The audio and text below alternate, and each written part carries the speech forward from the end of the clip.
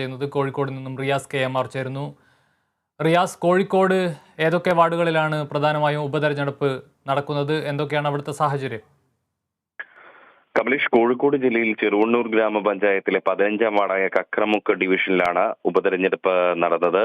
നേരത്തെ ഈ ചെറുവണ്ണൂർ ഗ്രാമപഞ്ചായത്ത് പ്രസിഡന്റായിരുന്ന CPIയിലെ ET രാധയുടെ നിര്യാണത്തെ തുടർന്നാണ് അവരുടെ വാർഡായ കക്രമുക്കിൽ ഉപതെരഞ്ഞെടുപ്പ് അനിവാര്യമായി വന്നത്. ഇത്തവണ വലിയ കനത്തമായ ഒരു പോളിംഗ് തന്നെയാണ് ഇന്നലെ രേഖപ്പെടുത്തിയത്. 89.71% പോളിംഗ് ആണ് ഇവിടെ രേഖപ്പെടുത്തിയിട്ടുണ്ടായിരുന്നത്. മാത്രമല്ല, ഈ ഒരു വാർഡിലെ ഉപതെരഞ്ഞെടുപ്പ് ഫലം പഞ്ചായത്ത് ഭരണത്തിൽ തന്നെ നിർണായകമായ സ്വാധീനം ചെലുത്തും എന്നുള്ളതാണ് ഏറെ ശ്രദ്ധേയമായ ഒരു കാര്യം.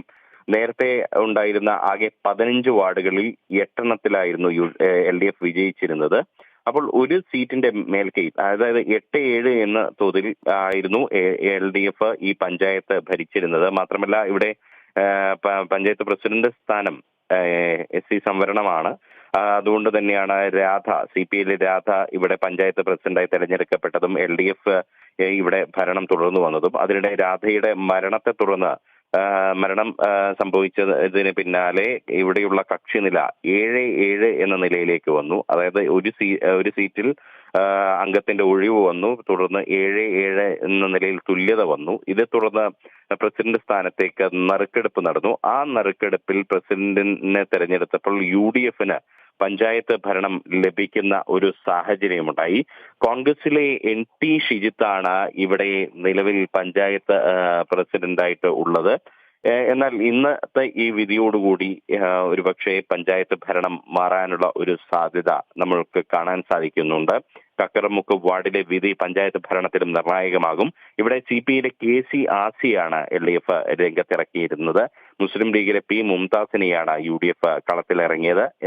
എന്തായാലും ചെറുവണ്ണൂർ കക്കറമുക്കിലെ അല്ലമീൻ പബ്ലിക് സ്കൂളിലെ 2 പോളിംഗ് സ്റ്റേഷനുകളിൽ വെച്ചാണ് ഇവിടെ വോട്ടെടുപ്പ് നടന്നിരുന്നത്. വോട്ടെണ്ണൽ കേന്ദ്രം ചെറുവണ്ണൂരിലെ ഫിസിയോതെറാപ്പി സെന്റർ ആണ്.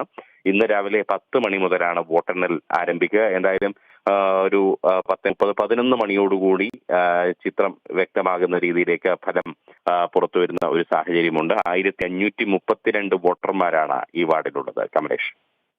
റിയാസ്, ഈ പഞ്ചായത്ത് ഭരണത്തെ തന്നെ സ്വാധീനിക്കാൻ ശേഷിയുള്ള ഈ വാർഡിലെ തെരഞ്ഞെടുപ്പിൽ നിലവിൽ LDF സ്ഥാനാർത്ഥിയാണ് ജയിച്ചിട്ടുള്ളത് എന്നാണ് റിയാസ് റിപ്പോർട്ട് ചെയ്യുന്നത്.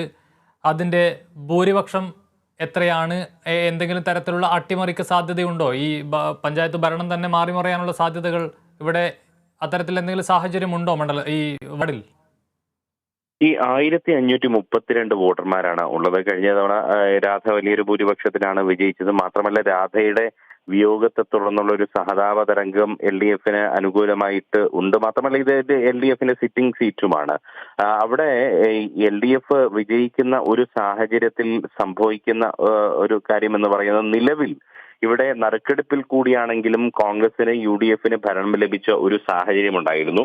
3 മാസങ്ങൾക്ക് ശേഷം വീണ്ടും ആ ഒരു ഭരണം ഈ കോൺഗ്രസിന് നഷ്ടമാകുന്ന ഒരു സാഹചര്യം, പഞ്ചായത്ത് ഭരണം കോൺഗ്രസിന് നഷ്ടമാകുന്ന ഒരു സാഹചര്യം ഈ വാർഡിലെ LDF വിജയത്തോടുകൂടി ഉണ്ടാകും. അതല്ലെങ്കിൽ മുസ്ലിം ലീഗിലെ മുംതാസ് വലിയൊരു അട്ടിമറി വിജയം നേടുന്ന ഒരു സ്ഥിതി ഉണ്ടാകണം. എന്തായാലും വോട്ടർമാരുടെ മനസ്സാണ്, അത് നമുക്ക് എന്തായാലും പ്രവചിക്കുവാൻ സാധിക്കുക വയ്യ. എങ്കിലും നമുക്ക് നിലവിലെ കണക്കുകൾ പരിശോധിച്ച് നോക്കിയാൽ ഇവിടെ LDFന് തന്നെ വിജയമുണ്ടാകാനുള്ള സാധ്യതയാണ് രാഷ്ട്രീയ നിരീക്ഷകർ വിലയിരുത്തുന്നത്.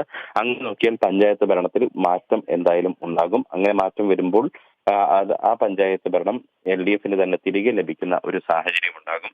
മാസങ്ങളുടെ ഇടവേളയ്ക്ക് ശേഷം ഒരു നറുക്കെടുപ്പിലൂടെ ആണെങ്കിൽ കൂടിയും UDFന് ലഭിച്ച ആ ഒരു പഞ്ചായത്ത് ഭരണം എന്ന ഭാഗ്യം കൈവിടേണ്ടി വരുന്ന ഒരു സ്ഥിതിയും വരും ദിവസങ്ങളിൽ നമുക്ക് ഈ ചെറുവണ്ണൂർ ഗ്രാമപഞ്ചായത്തിൽ കാണാൻ സാധിക്കും. അതിൽ നിർണായകമായ ഒരു പങ്ക് കക്കറമുക്ക് വാർഡിന് വഹിക്കാനുണ്ട് എന്ന് തന്നെയാണ് വ്യക്തമാകുന്നത്. കമലേഷ്. വ്യക്തമാണ് റിയാസ്. ഇതിൽ അട്ടിമറികളൊന്നും നടന്നില്ലെങ്കിൽ പഞ്ചായത്ത് ഭരണം LDFന് തിരികെ ലഭിക്കുമെന്ന പ്രതീക്ഷയാണ് ഈ വാർഡിൽ ഉള്ളത്. കൊല്ലത്ത് നിന്നും D ബിനോയ് ചേരുന്നുണ്ട്. ബിനോയ്, കൊല്ലത്ത് ഏതൊക്കെ വാർഡുകളിലാണ് പ്രധാനമായും ഇത്തരത്തിൽ ഉപതെരഞ്ഞെടുപ്പ് നടക്കുന്നത്? ഏതെങ്കിലും നിർണായകമായ വാർഡുകൾ അല്ലെങ്കിൽ പഞ്ചായത്തിൻ്റെ അടക്കം ഭരണം മാറിമറിയാൻ സാധ്യതയുള്ള അല്ലെങ്കിൽ വലിയ തരത്തിൽ മത്സരം നടക്കുന്ന ഏതെങ്കിലും വാർഡുകളുണ്ടോ ഈ കൂട്ടത്തിൽ?